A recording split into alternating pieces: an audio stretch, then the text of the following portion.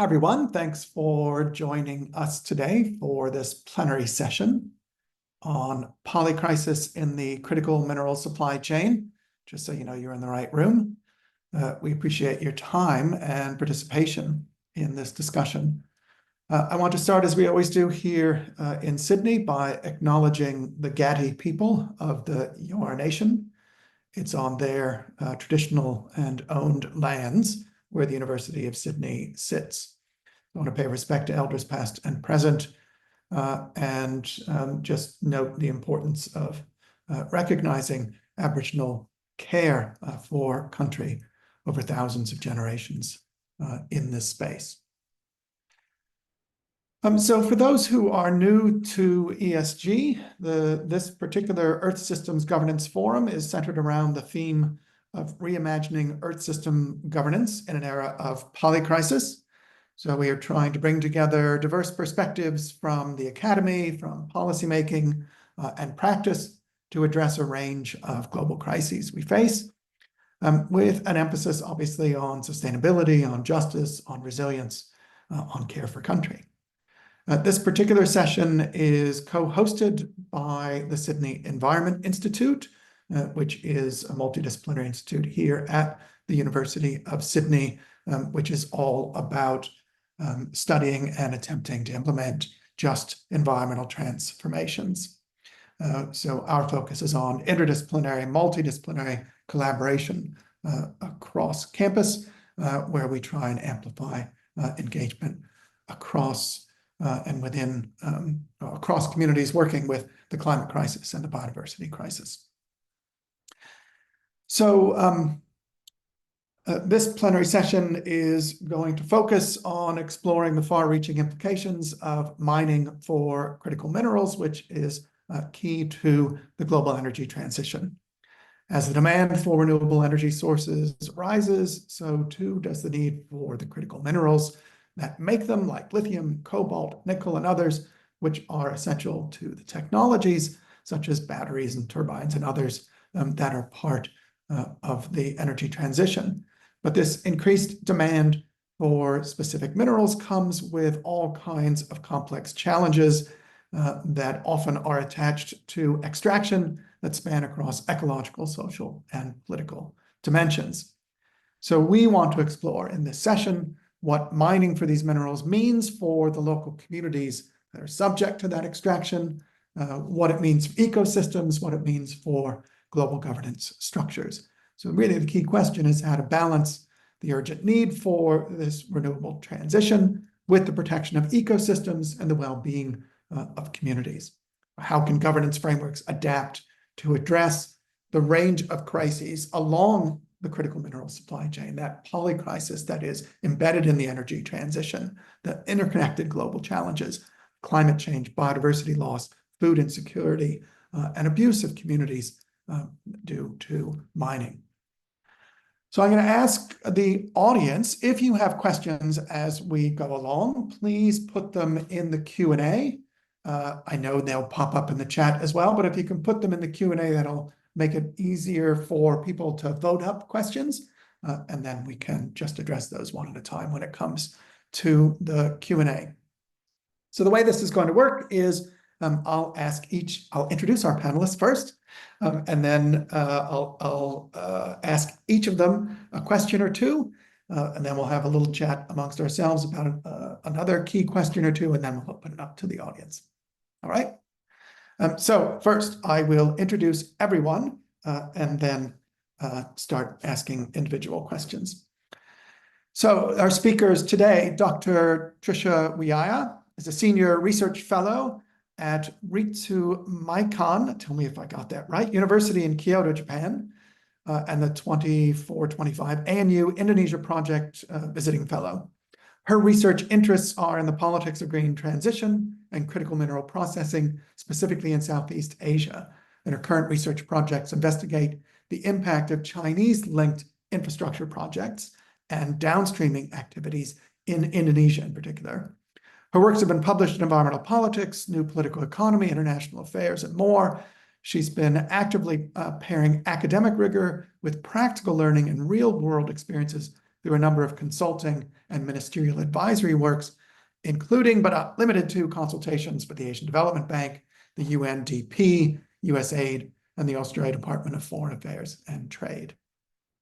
Second, we have Dr. Julia Longinova, who is a Comey Indigenous scholar and researcher at the Centre for Social Responsibility in Mining at the University of Queensland here in Australia.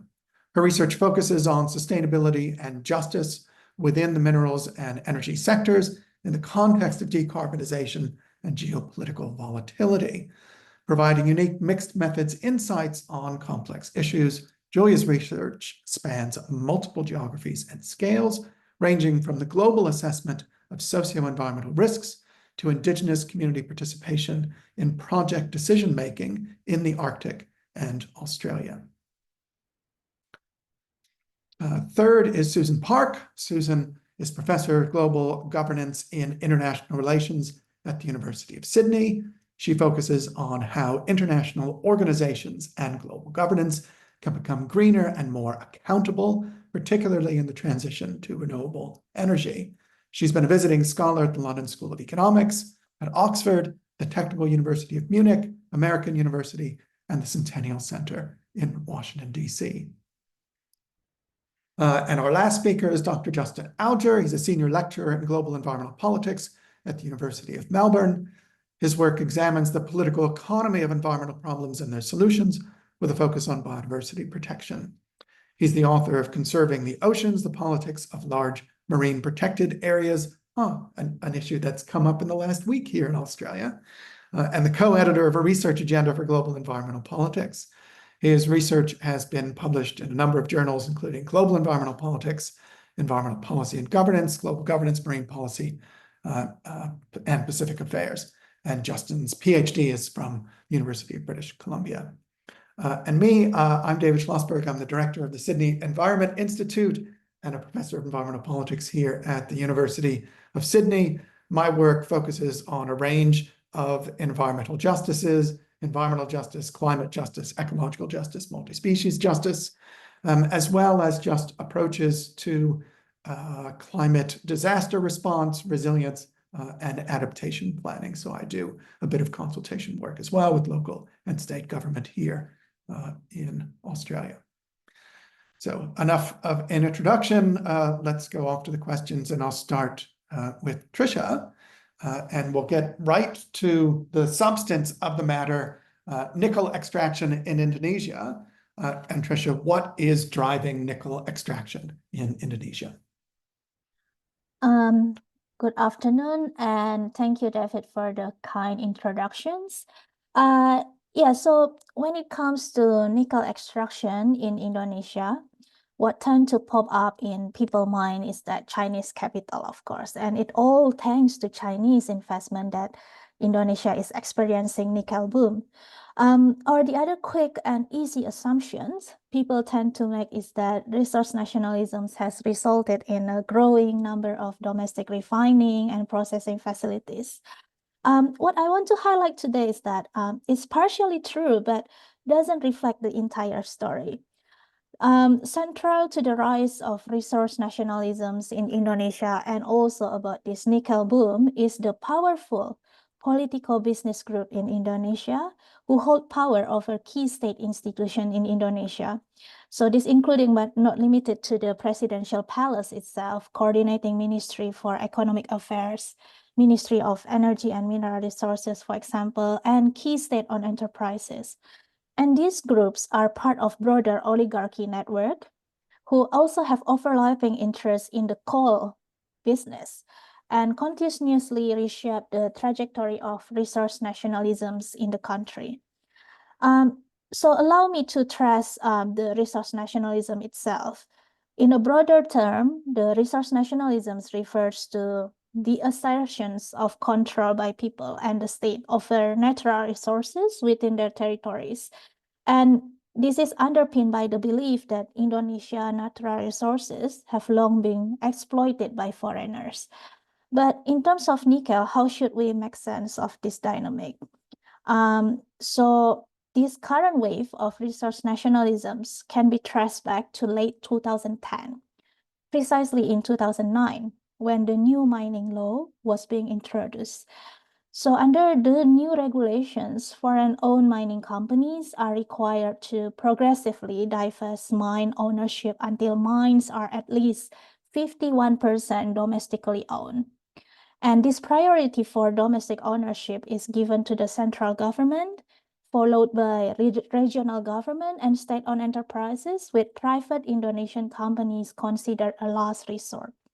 And this was followed by the very legendary policy, a system of export bans that was complained by the EU in the WTO dispute when President Joko Widodo come to power, and he just imposed a system of export bans, and no longer can this nickel ore producer can export the nickel ore to China or to other countries. And combined, these regulations have profound effect very significantly. So first is deter many of the foreign companies like BHP Australia to retain their minority ownership or developing new smelting facilities. This also shifted mine ownership from foreign multinationals to domestic conglomerates. So because this Western company chose to quit, and all mine ownership were shifted from these foreign companies to domestic conglomerates, which is part of the broader oligarchy. And these conglomerates have structural power over the country's national economy. And they are particularly having access to state institutions from where all subsidies for upstream sector, which is mining, are provided. At first, especially during mid-2010s, these nickel ore producers found it challenging to find the outlet, especially in the domestic market, that can absorb their productions.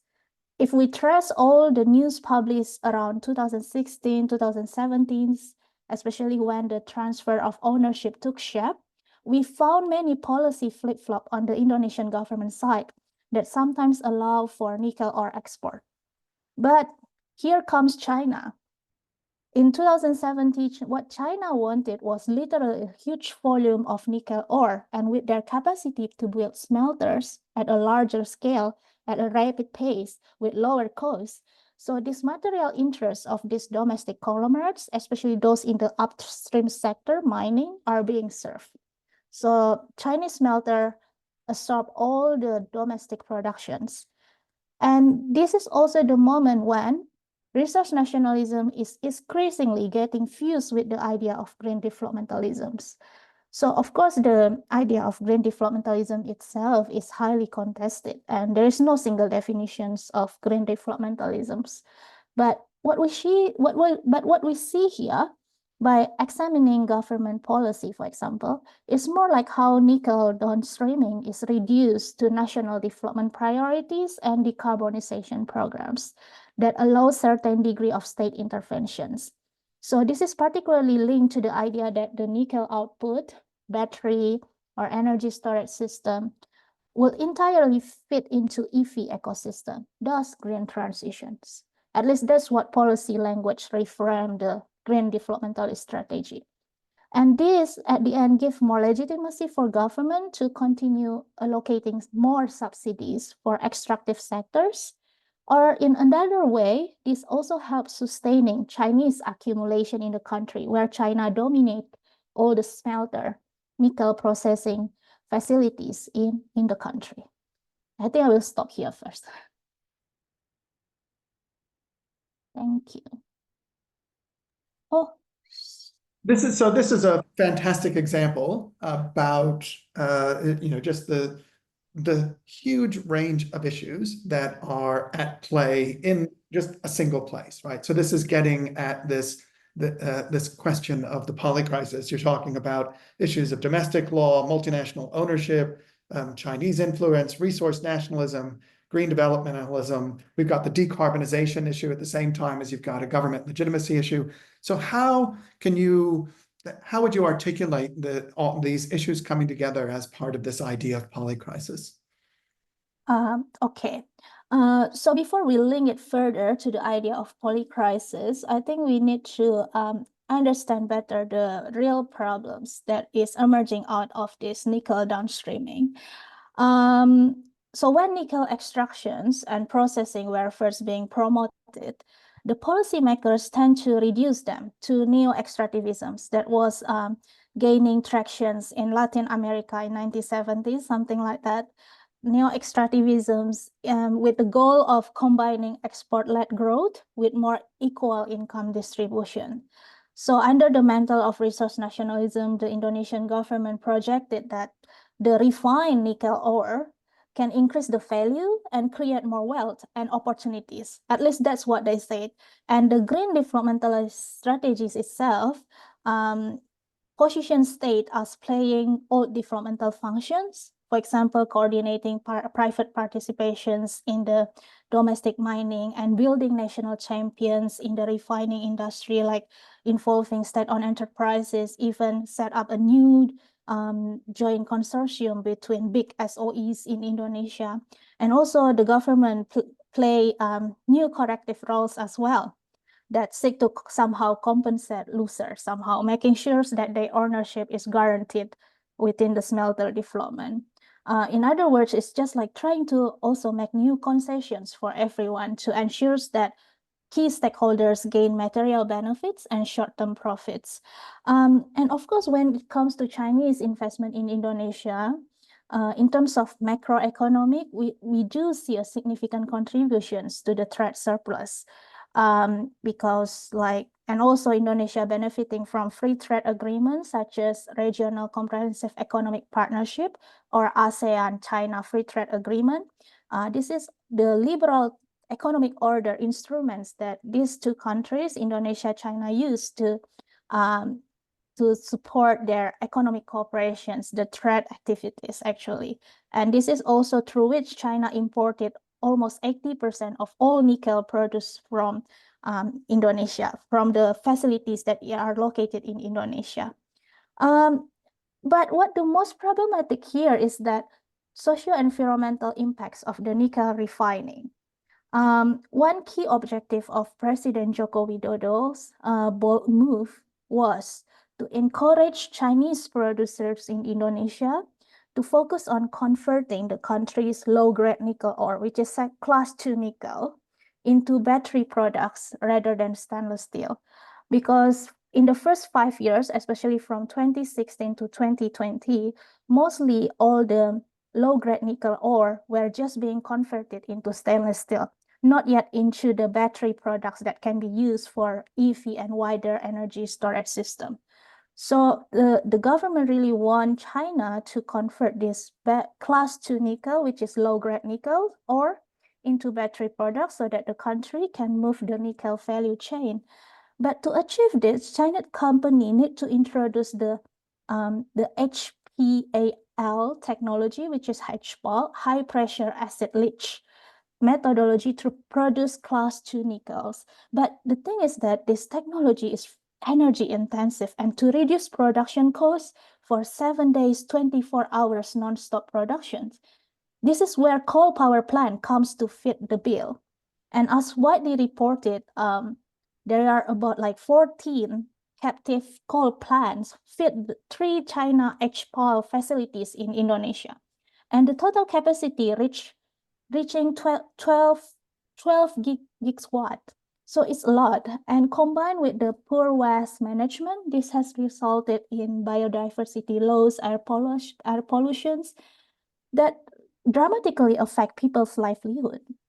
And again, if you ask me about the polycrisis, of course, this reminds me of what Adam Tooze wrote, the coming together of multiple crises, pandemic, Russia-Ukraine war, natural disaster, extreme weather, geoeconomic confrontations. But looking at the bigger picture, the way I see it is more like how extractivisms combined with downstream industrialization perpetuate structural crisis and crisis of environmental crisis management. So as we can see in the global north, there is a big shift on decoupling GDP growth from emissions through a series of technology and green infrastructure. But in a very indirect way, they sustain this imperial mode of living. And they reproduce global inequalities through strategies of post-fossil extractivism, such as the solar panel, EV adoptions, but it's supported by unequal ecological exchange that's happened in Indonesia. That's how it's linked to the wider polycrisis. Thank you. Yeah, that's fantastic. That's a great example of just the sort of focus on a particular mineral and then the damage done along the supply chain more broadly. Thanks so much, Trisha. So turning to Julia, I guess the flip side of this is the question, can there be such a thing as socially responsible mining in the critical minerals industry? Good question. Thanks, David. And thank you so much to Sydney Environment Institute for organizing this panel. I'm very excited to be here.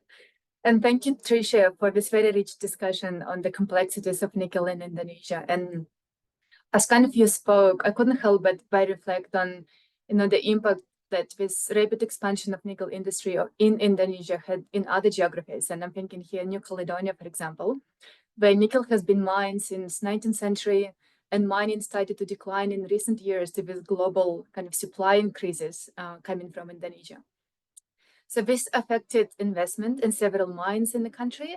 And I'm familiar with one of them. This is it's called Kanyambo Operations. It's a mine majority owned by actually so New Caledonia province, Northern Province, and it's the region where indigenous Kanak people in New Caledonia live. And the global mining company Glencore so co-owned this mine, but the company decided to exit this venture earlier this year, citing low nickel prices because of the surplus of nickel on the market. And kind of, this thing is, this plant has been highly important for this province and its indigenous people. And it's not only jobs, supporting whole families or businesses, but it was also a symbol of, it is still a symbol of kind of economic self-determination for the Kanak people. So this uncertainty around nickel mining, with everything you mentioned, but looking at other geographies, and so New Caledonia, this coinciding with economic and political crisis in the country kind of resulted in the local unrest and violent riots, and also kind of polycrisis in action. So my academic background is in geography, human geography and political ecology, and I'm very interested in this kind of connections across geographies and scales and time. And there are so many examples of them occurring now globally. But David, so you asked the question if socially responsible mining is a thing, and I would like to kind of share a few things which I've learned while working at the Center for Social Responsibility in Mining for a few years now, so here in Brisbane, and we engage a lot with industry and governments and intergovernmental organizations and communities on social aspects of mining, and this is in Australia, but also globally. And kind of my interest in these questions also comes from kind of me growing up in remote indigenous regions in the Arctic in Russia, where mining and oil extraction have significantly transformed the livelihoods of people and also the local environment.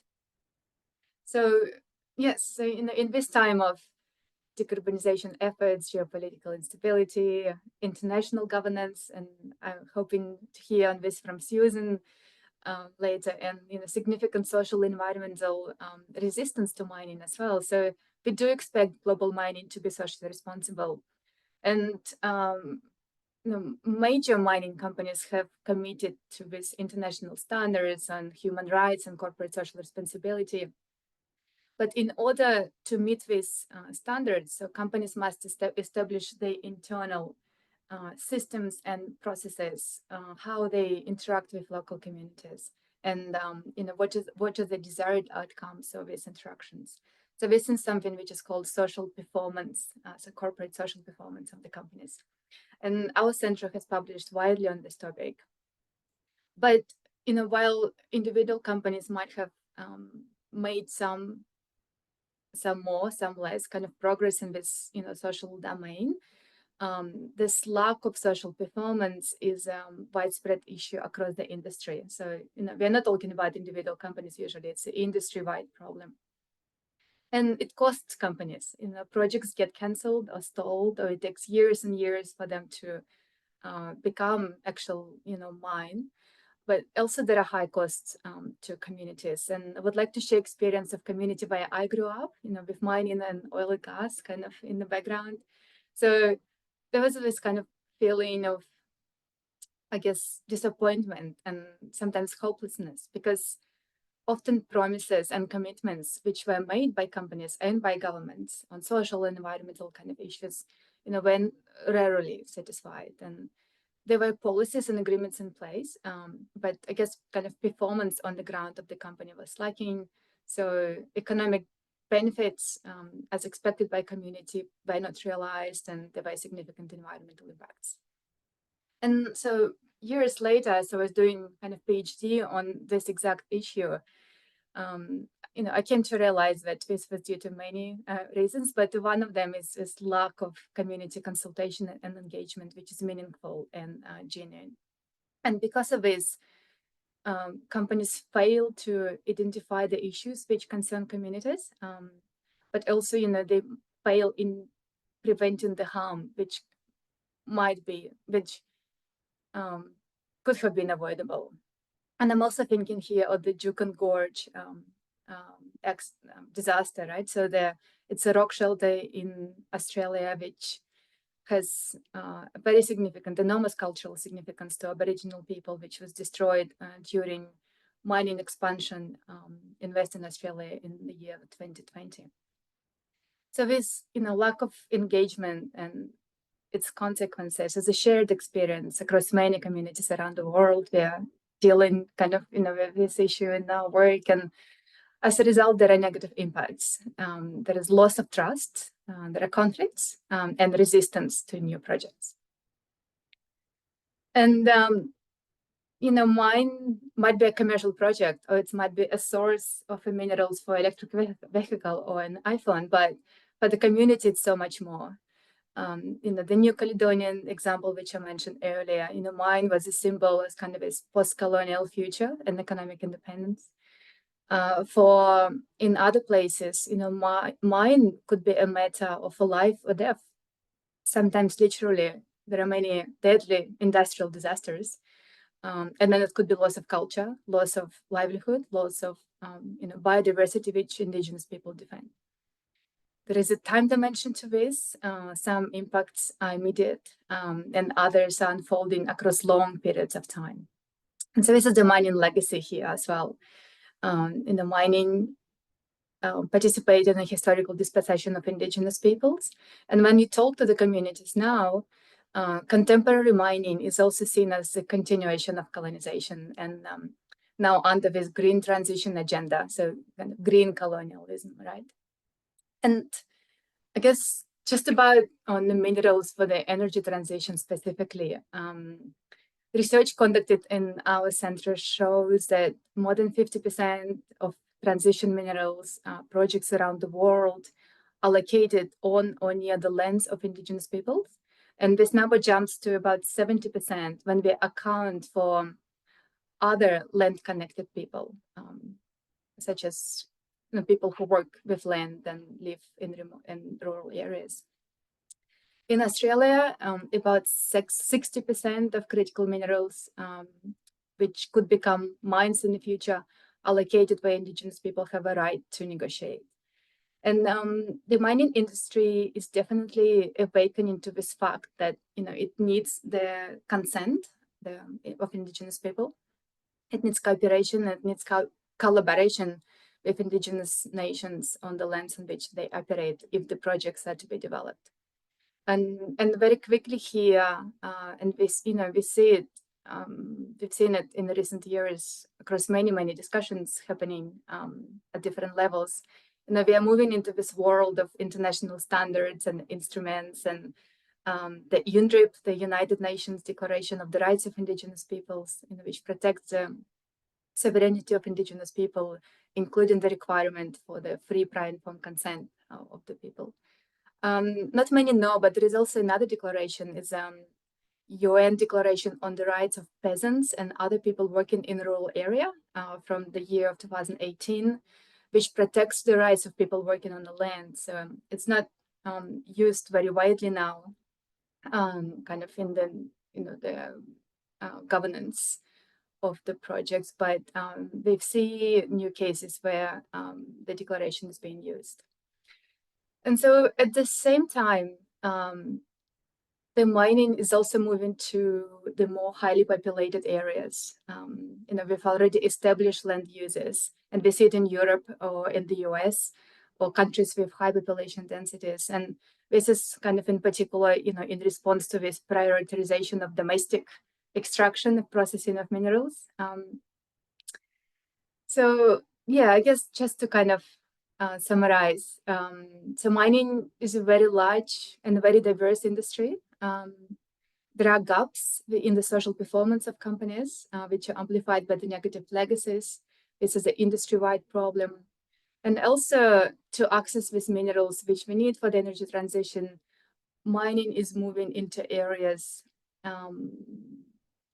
where the more vulnerable ecosystems and people are, so high risks areas. And this means that there is a high need for the high social performance in the industry, but we are yet to see the improvements industry-wide. Yeah, I guess I'll stop here. That's fantastic. And again, another great sort of picture of the interrelationship of a number of issues and crises all in one supply chain. Thanks for that. I do want to remind the audience, if you have any questions, please put them up in the Q&A. So moving along, of course, this is a conference or a forum on global environmental governance. So let's go to the governance question. And for that, we'll turn to Susan and ask just a very basic, general, crucial question. What does the governance of critical minerals look like? Thank you very much, David. And to everyone that has already spoken, I think getting a sense from Tricia and Julia about the impacts, the immediate impacts, and some of the drivers of environmental and social impacts from critical minerals mining really raises this question as to how critical minerals is being governed. And I just want to make 3 points. The first is which it's not being governed by international energy agencies, which may come as a surprise to people. The second is this void is being filled by transnational governance initiatives. So there's been a massive proliferation pretty much since 2010, but there still remain significant governance gaps. And the third point that I'm going to make is that there's little in the way of accountability in these transnational governance initiatives for actually holding actors to account for the impacts of critical minerals mining on ecosystems and on communities. So I think Tricia and Julia have done a really great job in talking through some of the immediate impacts, but obviously mining has traditionally been located within states, and states domestically govern mining through mining concessions, establishing production quotas, enforcing private property, and of course adhering to human rights and environmental laws. But as Tricia points out, the global political economy shows that multinational mining corporations and investment from external foreign investment really feeds into these problems when you get weak state capacity, when you get global supply chains, and when you get global demand for these minerals, not just for the energy transition, but also for military and industrial purposes as well. So this all highlights the importance, I see, of investigating the ability of global or transnational governance to actually try and mitigate some of the worst aspects of critical minerals mining. So when I mentioned that there's an absence of international energy organizations in holding mining companies to account, it's pretty clear in the literature. I mean, we talk about global energy governance as being highly fragmented, and that's definitely true. But the linchpin has always been the International Energy Agency. The big push for IRENA by the German government that came into into existence in 2009 was really to promote renewable energy. It wasn't to regulate or try and standardize the impacts of the transition to renewable energy. So neither the International Energy Agency nor IRENA really provide any protections for people or for ecosystems. And it's pretty well recognized that, that these international organizations aim to promote energy cooperation. They aim to promote energy access and energy security. And that's really what's fundamentally driving state behavior and therefore these international organizations. So we can get some really great data on these organizations, but they're not there to provide any protections. So this has quite important ramifications when we think about the impacts of critical minerals mining. And both Tricia and Julia have already identified, the impacts on fresh water, on biodiversity, hazardous waste, impacts on human health, land disputes, Indigenous rights, and of course, cultural heritage. So these are all quite significant impacts. Where we do see the sort of leading role of a couple of international organizations is really the European Union and the OECD. And these have two very, very different roles here. So the European Union has undertaken extraterritorial legislation about what they will accept into their markets. So really having a sort of impact further upstream as to what sort of products come into the European Union, but also how they need to be dealt with once they're inside the European Union. And so we see a large number of regulations coming through on extractive waste, on critical minerals, some of which are also conflict minerals, the Critical Raw Materials Act, the new Batteries and Batteries Waste Directive, and the very, very new Corporate Sustainability Due Diligence Directive. So that's going to change how we think about doing due diligence in global supply chains for critical minerals. So that's on the regulatory front as a real leader. The OECD also really stands out in terms of the breadth of the number of voluntary standards that it now advocates for in terms of child labour, conflict-affected areas, and meaningful stakeholder engagement in global supply chains. So these are sort of impressive in the sense that they are seeking to work with companies to identify better ways of doing mining. But of course, OECD standards are entirely voluntary. So this takes me to the second point, which is really about the governance gaps that we see in trying to govern critical minerals mining. And this is where we, with my colleagues in Canada, established a database of transnational initiatives that speak explicitly to mining and to critical minerals mining. And beyond the sort of global meta standards like the UN Human Rights Guiding Principles, we identified 44 initiatives that explicitly refer to minerals mining and have some form of environmental protection or human rights aims. And so you start to see the likes of the Copper Mark, the Responsible Cobalt Initiative, the Initiative for Responsible Mining Assurance. And so we found that a third of these initiatives were being driven by public or international organizations like the European Union and the OECD. 1/3 of the initiatives were being driven by the private sector, so upstream auto companies, but also mining companies trying to monitor their own behavior. And 1/3 of the initiatives were sort of hybrids, public-private or private with civil society. And some of them were even fully multi-stakeholder, such as the Global Tailings Review. So public, private, and civil society working together. And so what we found was that there were significant gaps referring to an absence of rules for critical minerals. 16 of the 44 initiatives, were umbrella initiatives that pertain to all critical minerals and metals. So these are comprehensive, but a lot of them were very specific to a single mineral, such as cobalt.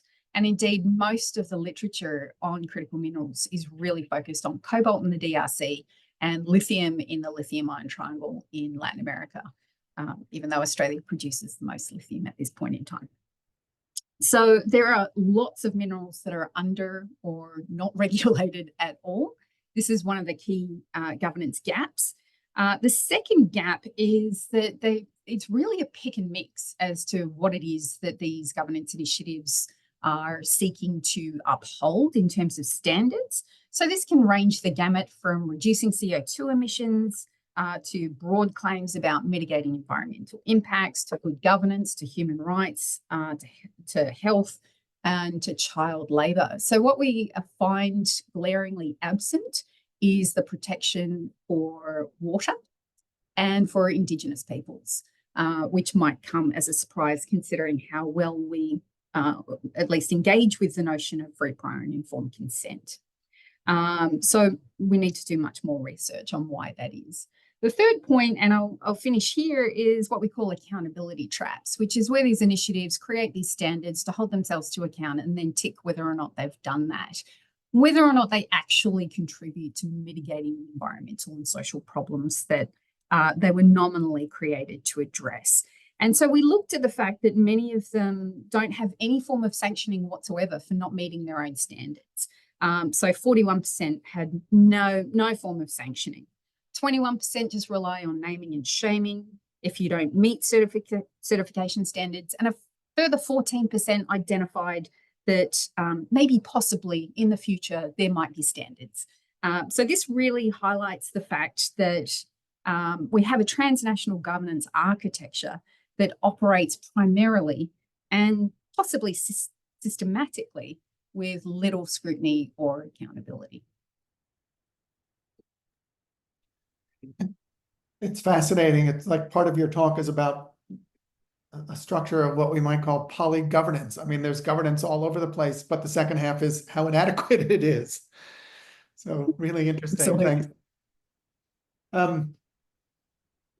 And one of the things that remains ungoverned, and one of the things about critical minerals that I think is underrepresented is what Justin is going to talk about, and that's the relationship between critical mineral supply chains and the growing demand for deep sea mining, with impacts on other kinds of crises, the crises of the ocean and biodiversity and others. So let's turn to you, Justin, and maybe we can just start with a general question about what's driving the demand for deep sea mining.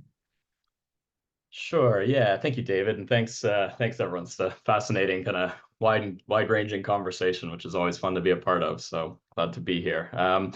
So in terms of what's driving the demand for deep sea mining, I think I've got a couple different answers to this. So I mean, I think there's a narrative about why this is needed that's being put forward.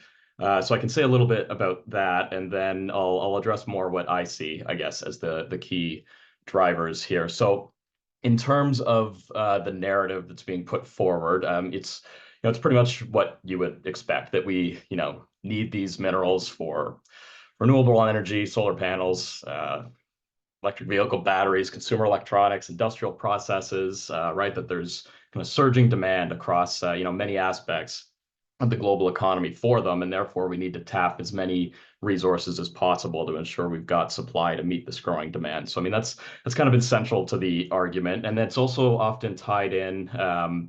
Similarly, proponents of deep sea mining are tying it into kind of a green economy and arguing that this can be a way to contribute to solving the climate crisis, and that it's also, in many ways, a relatively attractively simple solution to doing so, right? We're not having to deal with decarbonization or all the other tricky problems related to addressing climate change. We're just, finding a new source of mineral supply so we can get more solar, more EVs, right? There's also a geostrategic logic here, as Tricia was pointing out earlier. There's a concern, I suppose, about losing too much ground to China and renewable energy. So Western countries in particular are increasingly framing, I suppose, their interest in deep sea mining through that lens, or at least proponents of it are. And then finally, there's also this, there's the claim that deep sea mining will allow us to avoid some of the worst impacts of terrestrial mining, whether we're talking about land appropriation, labor exploitation, conflict zones. The argument's being put forward that, that doesn't exist, many miles below the ocean surface. So that's kind of the narrative that's being put forward. I would argue that's not really a good explanation of what's driving demand here for a handful of reasons. I mean, the first is that many of these minerals are already abundant, right? We've already talked about nickel projects today not going forward because of a drop in nickel prices due to high supply. So I mean, this narrative that there's a shortage is not it doesn't hold water. Beyond that, I mean, the increase in supply from deep sea mining, particularly in the next, 10, 15, 20 years, is going to be incredibly marginal at best compared to the volume of minerals already being produced on land. And there is no mineral supply bottleneck here with renewable energy. That's not really what's preventing wider adoption of renewable energy. Beyond that, many would advocate for circular economy approaches or even alternatives like recent developments in sodium-ion batteries that suggest that this isn't runaway demand over time. There are reasons to think that that's not the story here.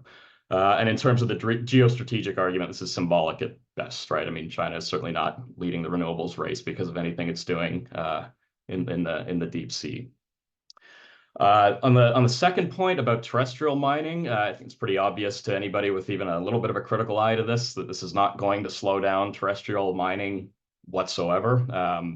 That's not how these companies work. A bunch of terrestrial mining companies aren't going to give up their exploration contracts that in some cases go for decades because there's a potential source of marginal supply at sea on the way. I mean, it's just not going to happen. That's not how this works.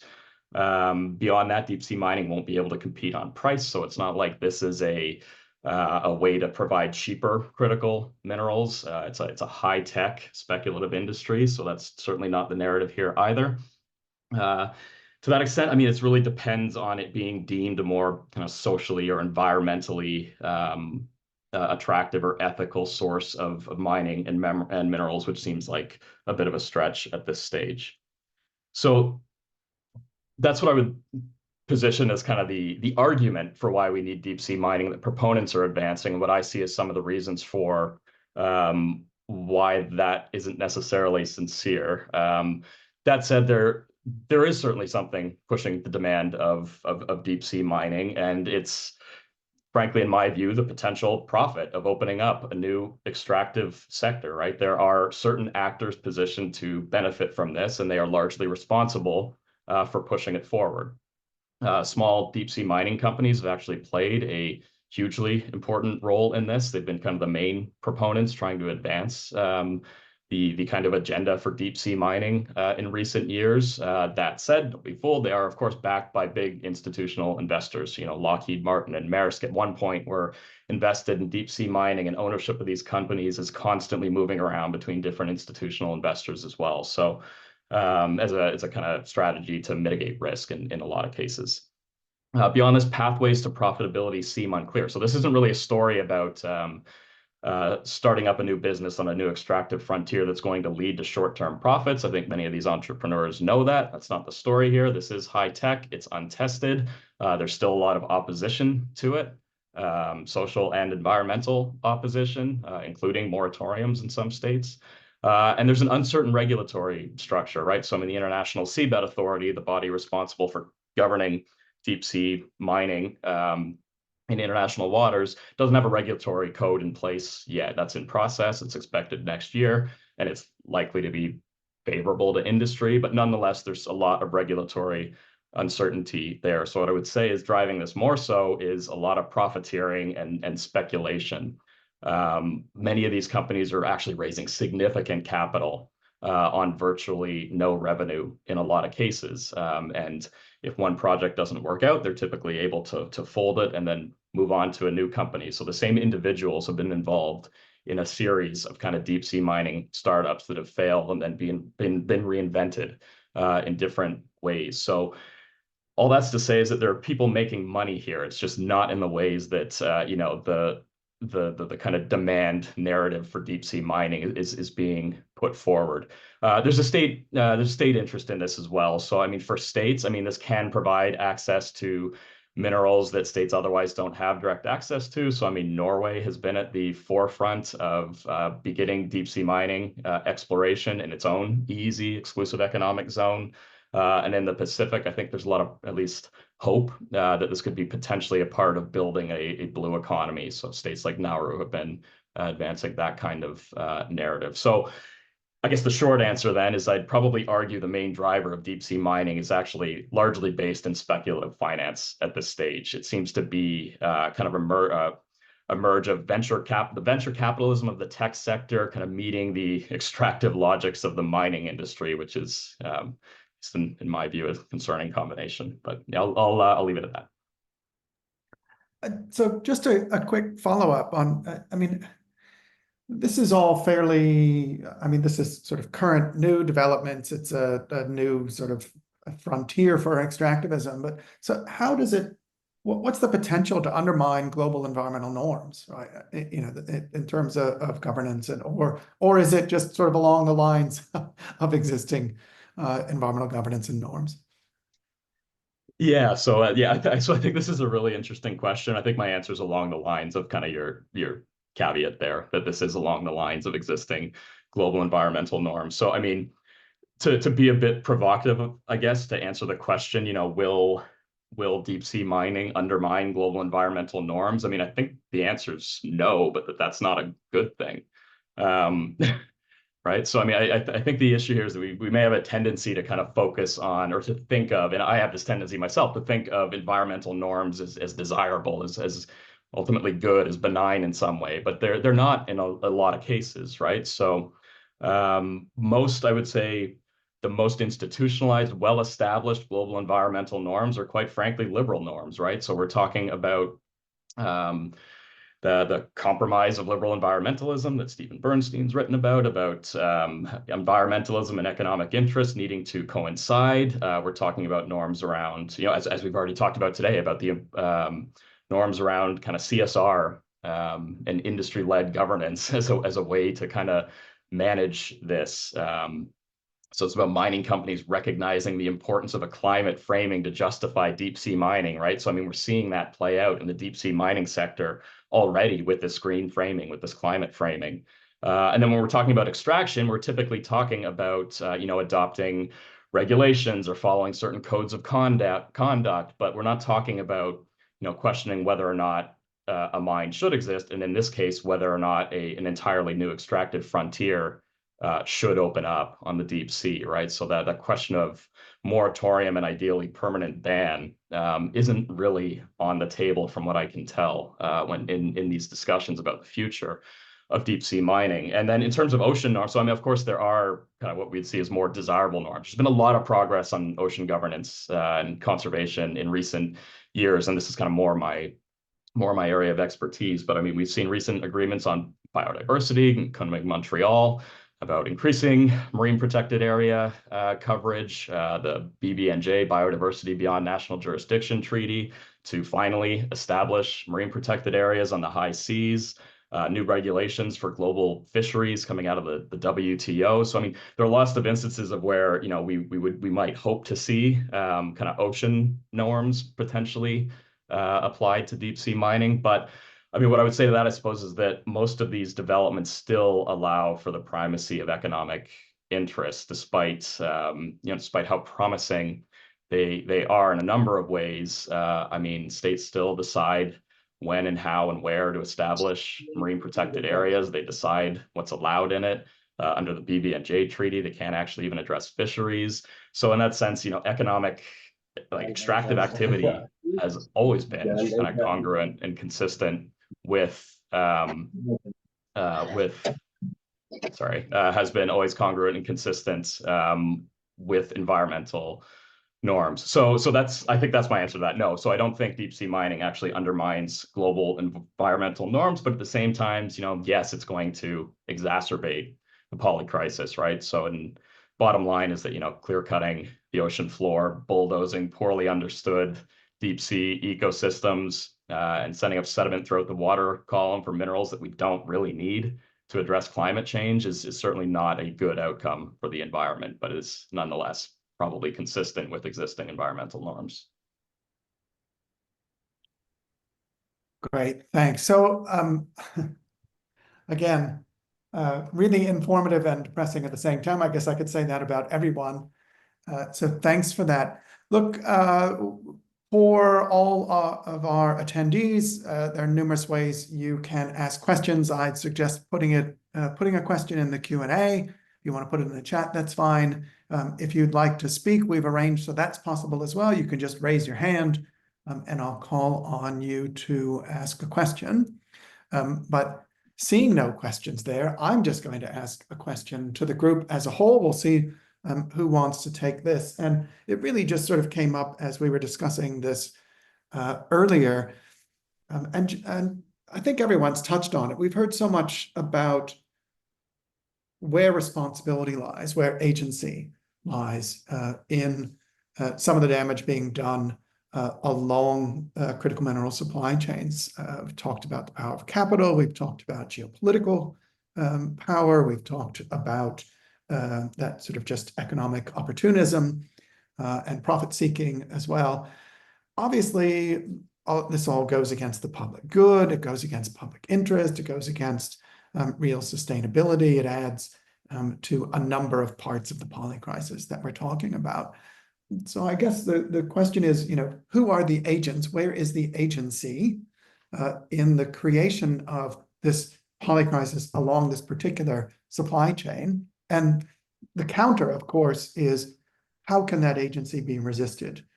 How can that agency be revised, resisted, changed, governed, however you want to put it? So that's my question to all of you. I don't know who might want to go first, but in the meantime, again, I encourage all of you attendees to pop your other questions in the Q&A or raise your hand. Who wants to go? I was Susan. wondering if we should go in reverse with Justin. Sure. Yeah, I can do that. Happy to. So in terms of where the agency is in the polycrisis, so I think my initial cynical reaction to that question was, in the very actors I was just talking about, in these kind of small startup mining company CEOs, it's concerning how few people have been able to actually push the agenda for deep sea mining forward well before I think the broader consensus was that we were ready for it. And that's happened largely through a Canadian mining company called the Metals Company that is so small, it's listed on the NASDAQ, but it's so small that it's been threatened to be delisted from the NASDAQ due to poor performance.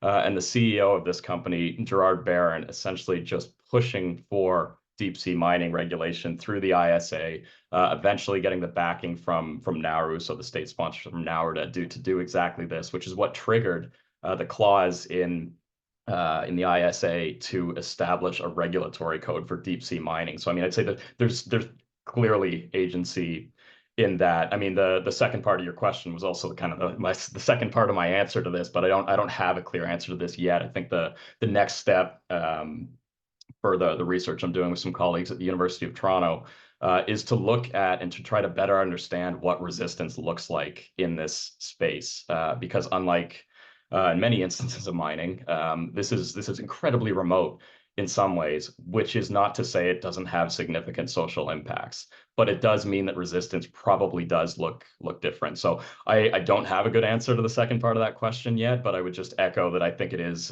a very important question that that I would like to turn to next. Great. Susan, going in reverse order, you're next.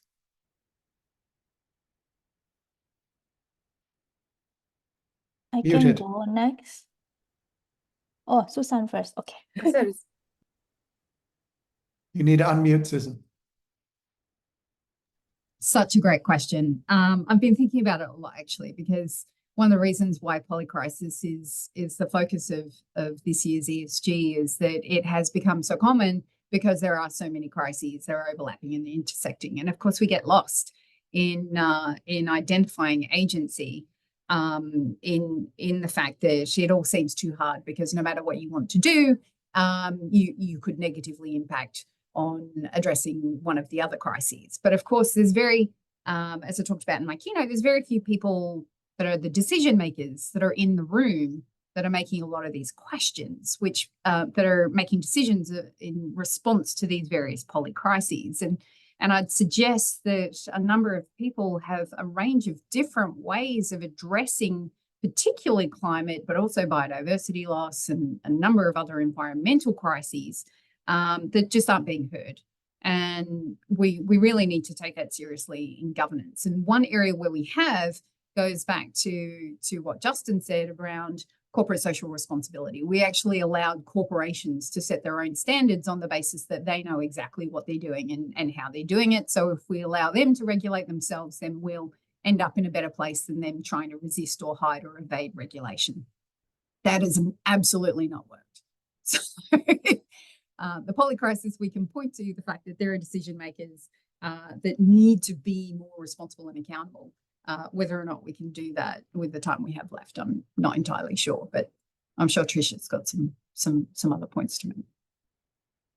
All right, thank you, Susan. And I'm just quite, I just want to respond a bit about resistance, as Justin just mentioned about resistance.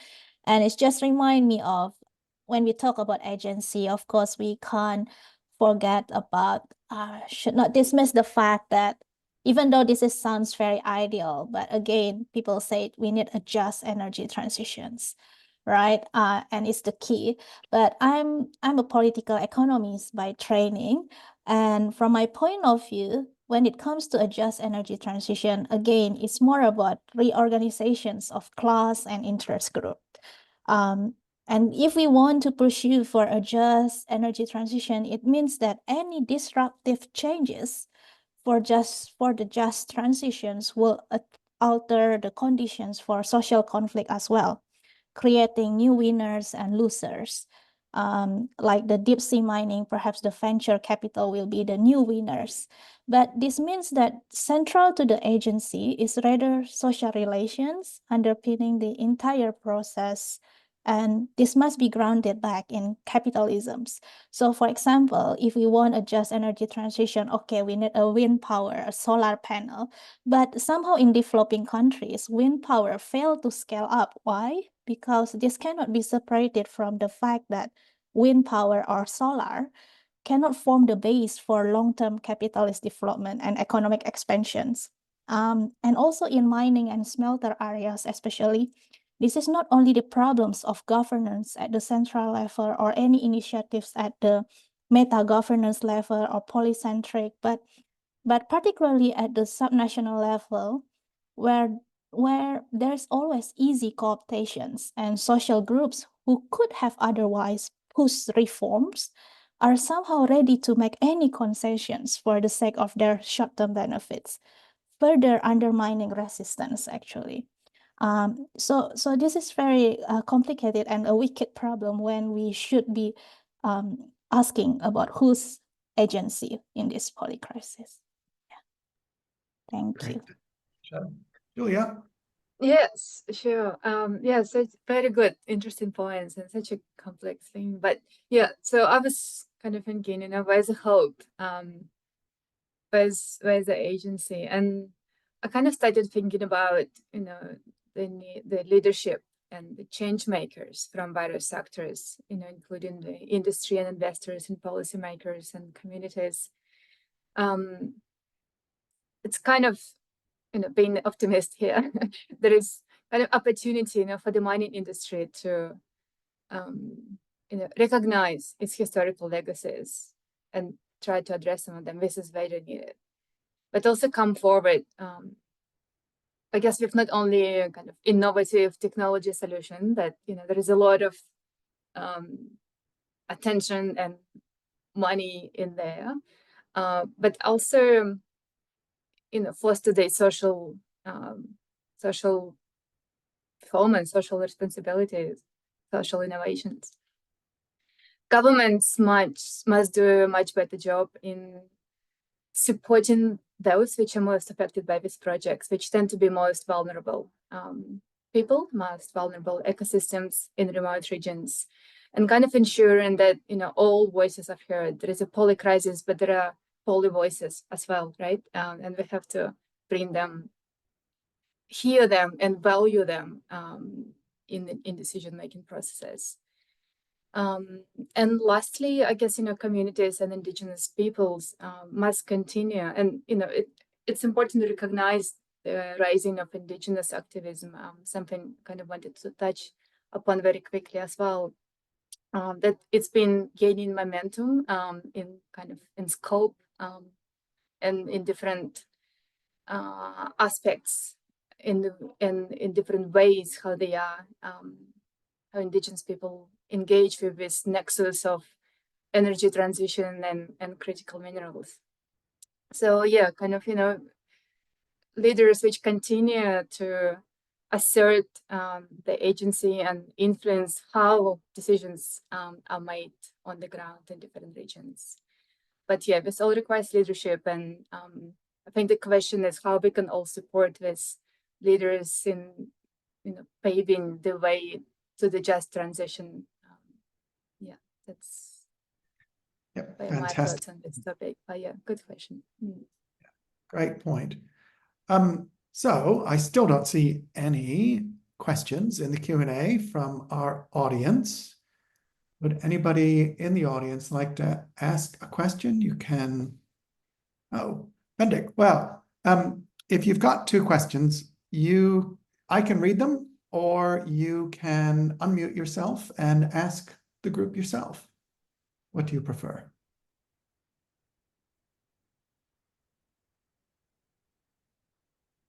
Okay, I can read it.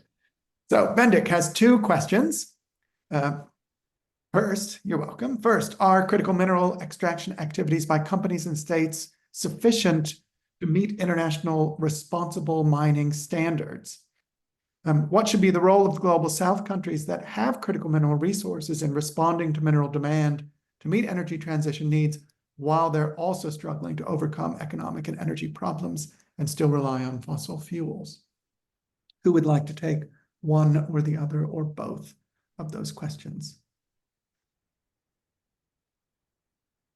I'm happy to answer the first one. Maybe Tricia or Julia would be more appropriate for the second, although I think the ideas about the whether or not critical minerals extraction activities are sufficient to meet international responsible mining standards. Well, they basically set their own. So yeah, they are sufficient. So that kind of you know, a current paper we have under review at the moment with my Canadian colleagues, we talk about a lot of these transnational initiatives being rituals of legitimation. And what they're legitimizing is this new idea of responsible mining or sustainable mining, which is rituals in the sense of creating auditing, certification systems, standards that they help create themselves with civil society organizations, with the OECD. You know, they're working in tandem here. So really, only the company has the full extent of the knowledge of what it is that they're doing and how they're doing it. And so they're rituals in the sense of they're trying to audit the companies. They're trying to get a sense of whether or not they're meeting certain standards. But, you know, it is negotiated. And as a result of that, they are sort of performative rituals. And you know, there is a great deal of variety within the governance initiatives, but ultimately it's a very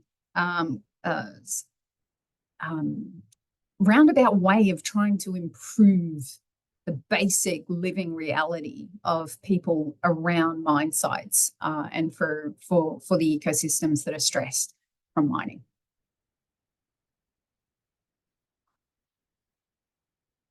Okay. About the global South countries, like Susan said, of course, when we ask them, companies and states, of course, when they come to the international forums or especially in investment forum, of course, they said they already have specific standards and they do comply with that. But the foremost thing here is that, and the most problematic one, is not about whether the standard exists or not, whether they comply and whether there is a specific due diligence mechanisms that can hold this company accountable or not. So let me give you an example. In Indonesia, before the nickel booms, we have the commodity boom as well, and it's specifically on coal. It was in early 2000s when Indonesians coal were being absorbed, particularly by Chinese market and Indian market. And at the time, like applying the piecemeal reform, the government finally implement and borrow the IRMA standard, Initiative for Responsible Mining Assurance. And until now, actually, the mining companies, especially coal, was expected to submit their due diligence report and by with reference to the IRMA standard, this standard.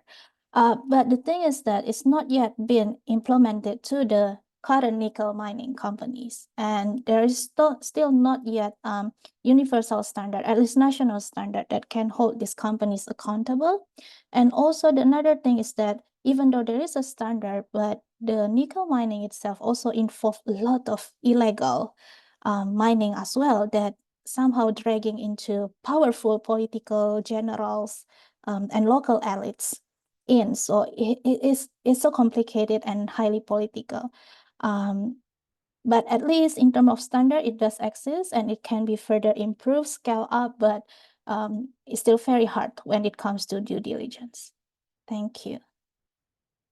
I might add here as well, there is United Nations, a new United Nations panel on critical energy transition minerals, which specifically focuses on this issue, how the countries from the global south can participate more equally kind of in the global value chain. And there is a number of kind of action items that the panel put together, including kind of thinking what is a more fair trade policies, fair benefit sharing and kind of value addition mechanism. So yeah, it's kind of interesting that there's a kind of governance which is being, I guess, created now in this domain as well. Thanks. Does anyone else in the audience have a question? I see nothing else in the chat or the Q&A. No hands raised. Anyone? Good. If not, I'm going to ask our panelists if they have any questions for the other panelists. Does anyone?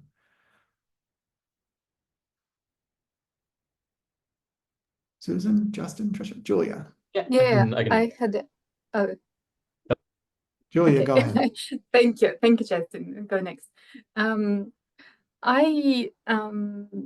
Maybe it's a question for Susan. So, we know that kind of minerals are globally used not only in decarbonization technologies, and Justin mentioned, many other uses such as, industrial uses and kind of all these different technologies which we need. But one of these aspects as well is the warfare, and we have, I think it's important to talk about this in the current geopolitical situation. So my question is, to what extent do you think there is kind of understanding or discussions about, the use of minerals? And this question also comes in communities because, I had this very fascinating interviews recently kind of saying, we have community was saying, we have companies coming to us and saying, oh, we need to extract these minerals because we need it for solar panels. But, these minerals are also used, for the production of weapons. So yeah, the question is, to what extent there is kind of understanding and discussions about this across research and policy domains?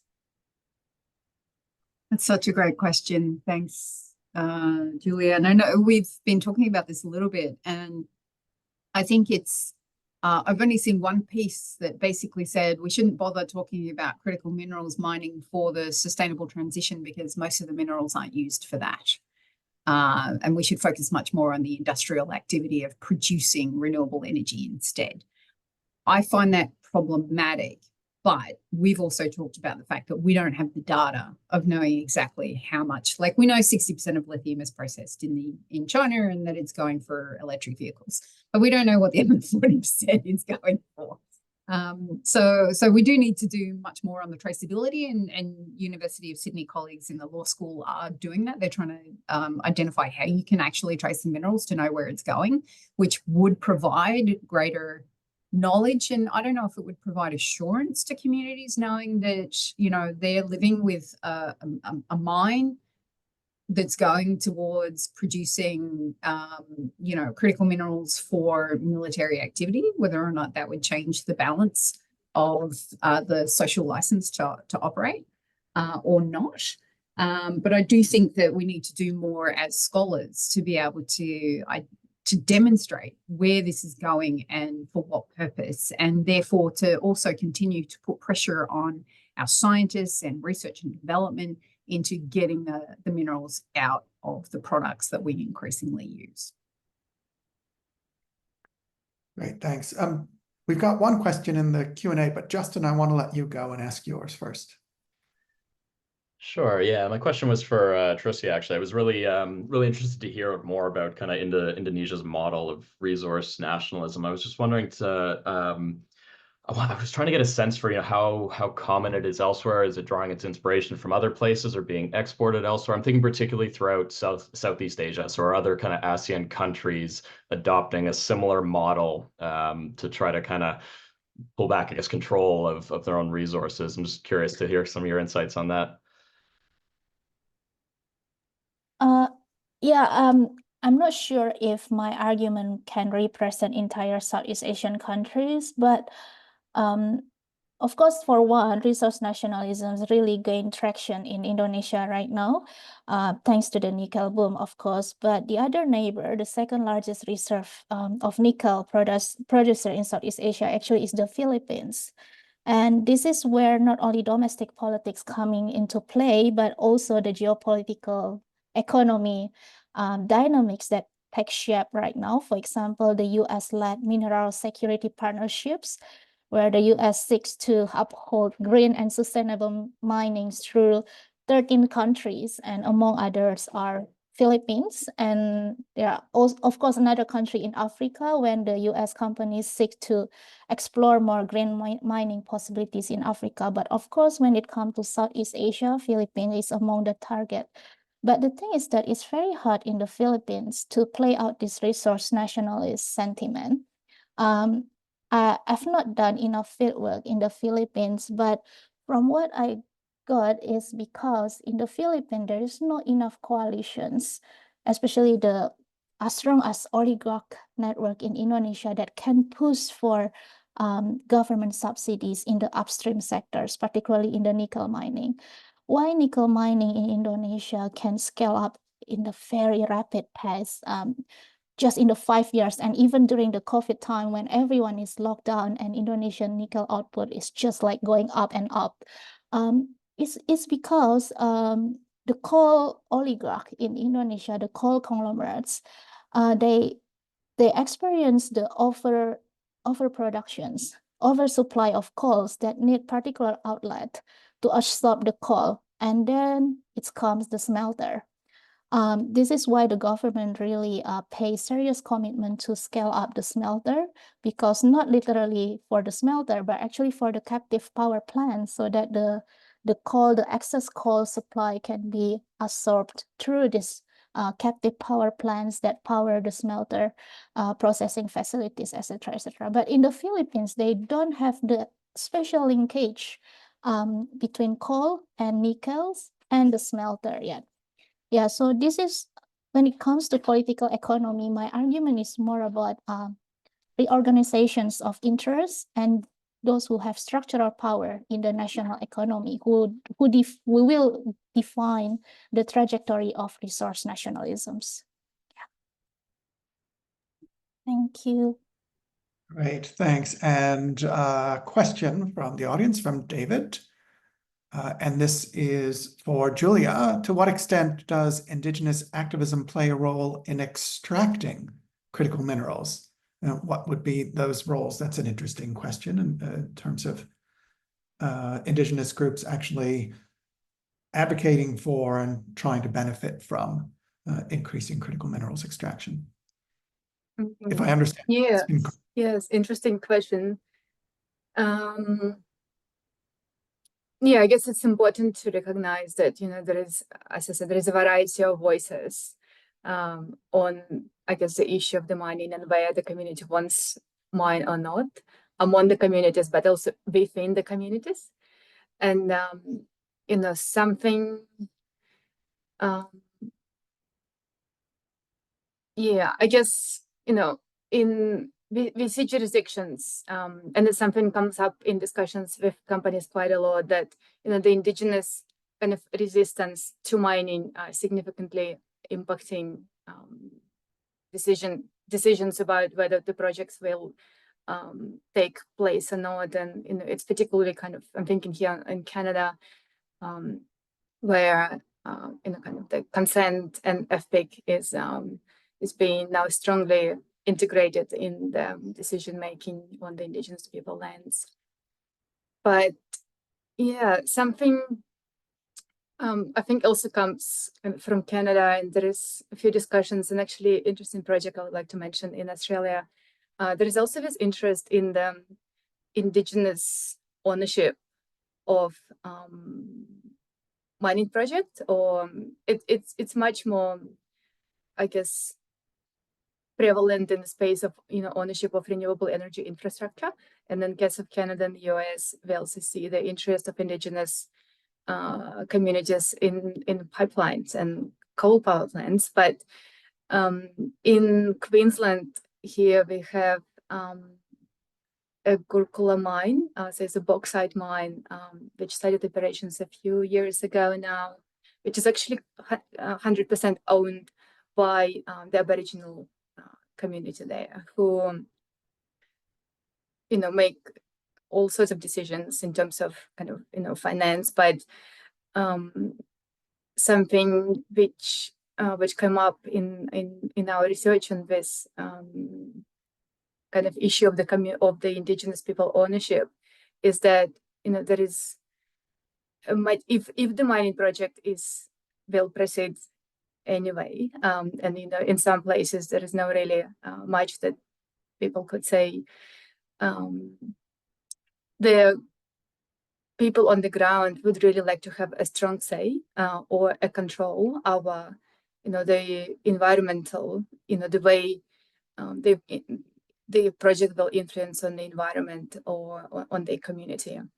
And if this kind of ownership or co-ownership of the project, you know, provides this opportunity or a seat at the decision-making table, you know, it's something that some of the communities might be interested in. So I think, yeah, it's interesting kind of phenomena, and it's we haven't seen it across many countries, but kind of Canada, Australia, the US is where it's definitely happening. Lots of discussions. Great, thanks. Really interesting question and response. So we have just a couple of minutes left, and I might do something unfair to our panelists here and just ask one final question, a quick question for everyone, because obviously this is an academic conference. Earth Systems Governance is always you know, looking for the next question, looking for collaborations between people to solve various research questions or engage research questions or engage governments. So I guess just really briefly, if you could, looking forward, what is a question, research question or question you'd like to see this global research community, the Earth Systems Governance community, answer, take on, collaborate on? Really briefly, and let's do it in the order. Well, let's do it in the order people think of them, so you can volunteer yourselves to turn off your mics. I don't mind. Okay, so I mean, I think the question that comes to mind is similar, I'd say, to the one I posed earlier about what resistance looks like in this space. I'm really curious about the kind of broader ideas of resistance when it comes to deep sea mining, because not only is this remote, it's in an ecosystem where resistance hasn't typically been needed, at least not directly. And at the same time, a lot of these operations are very diffuse. They're not localized in a lot of ways. Like, as with terrestrial mining, these supply chains are very much transnational. So I'm curious about that, and I don't think that's a question just for ocean scholars. I think there's a lot to be kind of learned here more broadly about what resistance looks like in other sectors, not just terrestrial mining, but elsewhere as well. So I mean, I'd say that would be my question. What does resistance look like, and are there precedents for something like a long-term moratorium or a ban on this kind of extractive activity? What does it look like trying to work toward that? And are there examples of that? So I'd go with that. Great, thanks. Next, who wants to go next? Trisha? Julia? All right.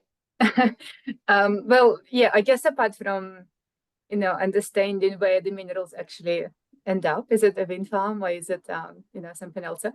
I guess something I've been looking more recently is, kind of indigenous-led concepts and such as, indigenous-led conception of just transitions. As we speak, there is a big conference happening in New York on, what does just transition means from the indigenous perspective in the context of energy transition and critical minerals. And, kind of indigenous-led FPIC, FPIC is also seen, so free prime from consent is also seen something, kind of as a colonial, I guess, capitalist instrument, which can be used actually to move projects ahead. So, what might be an alternative approach to decision making and consent. Excellent question. Okay, we've got 2 minutes left, so Susan and Tricia has to be quick. Susan? Yeah, so I think one of the biggest issues for us as scholars is actually access to information. Critical minerals is being put very firmly in the national security box, and business confidentiality has long been a way to not provide information to the public as to what is in the public interest. And I find that particularly even in democracies with freedom of information, I think it's going to be a lot harder to get the type of information that we need to know about how to manage critical minerals and the transition. And this is something that particularly in authoritarian states like China that dominate the critical minerals space, it's just going to be really, really difficult. So how do we manage that? Fantastic. And Tricia? Yeah, I will be so quick. So for me, actually, because over the past 3 years, I've been studying about nickel and particularly its extractions and processing activities in Indonesia. But everyone told me that actually the current reserve just lasts for 7 years. And I'm wondering, and also at the same time, Global North actually trying to decoupling their GDP growth from fossil fuel to the critical mineral as well, right? But still, I'm wondering what's next after critical minerals. What we will be discussing and what kind of governance we need to promote starting from now, at least set the benchmark for another new accumulations outlet that will be taking shape in the future. Thank you. Fantastic question. All right, thank you, everyone. So we are out of time, but I do want to thank all of our speakers for their just fantastic insights. We've just looked at a whole range of complexities, impacts on local communities, on indigenous communities, on ecosystems, talked about global governance and lack of global governance and governance at a variety of levels. Really impressive, really just helpful to think about this. I really like this line. I can't remember, I think it was Tricia or Julia who talked about the need for poly voices in response to the polycrisis. And I think that's something that we've started here. So thanks to you all. Thanks for the attendees for all of your questions. Sorry, there was one at the end. I didn't see Haritha. My apologies for that. But thanks to Haritha coming to us from the ESG support group. Thanks to Suha here at SEI for helping us out. More generally, SEI and Earth Systems Governance Forum for co-hosting. It's been a great event, and thank you all, and good evening.